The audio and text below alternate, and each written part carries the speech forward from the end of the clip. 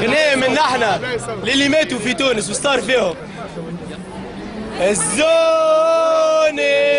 بالمطرق والمنوط ضربوني يا وبدني كله سقوط ضروني يوم منهم شفت الموت هاي الحكومة ربي في الوجود هاي الحكومة ربي في الوجود يا وهدوا الباقة والشامات يا وخالطوا تعزيز ومضويت ما تروح كان عندك الكتافات كانك زوالي في الجيور تبات كانك زوالي في الجيور تبات سي نورمال يصير حالة عادية ولد ضربه كبير واقوى جمهورية ما زال الدهر طويل وما زالت الايام هاي الحكومة شتشوفوا الجرام هاي الحكومة شتشوفوا الجرام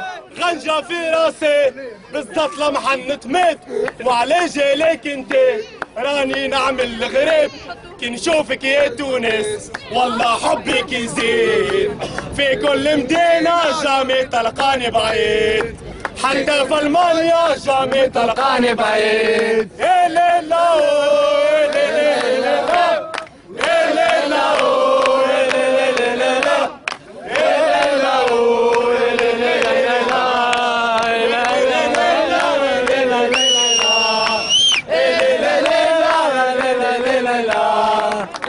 برافو برافو برافو صح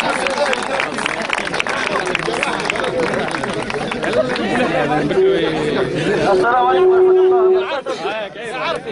يعرف فضل من الله إنسان كيفاش هذا منع الحجاب ومنع الأذان في تونس كيفاش بلغ ميساج هذا. السلام عليكم ورحمة الله وبركاته. للسعودية هذا فضل من الله أول حاجة وفضل من الشهداء ودم الشهداء ما فيش هدر. السلام عليكم ورحمة الله وبركاته. نتكلم باسم الشهداء وباسم الناس اللي ضحت ونحب نقول كلمة للشعب اللي مازال والشباب اللي مازال جديد لأنهم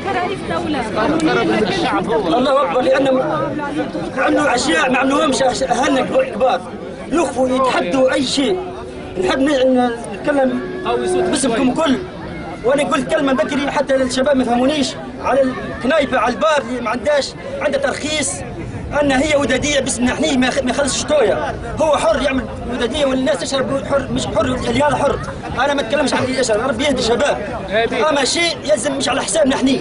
تكلم على الصبه براس سميتك على الرشوه وعلى الناس على الصبه على العنصريه. اللي يحب يعمل تصوير اللي يحب يعمل تصويره بالحجاب يعمل تصويره بالحجاب واللي يحب يعمل تصويره باللحيه يمشي يتكلم ويوقف القنصليه لان ما همش هم يتحكموا فينا.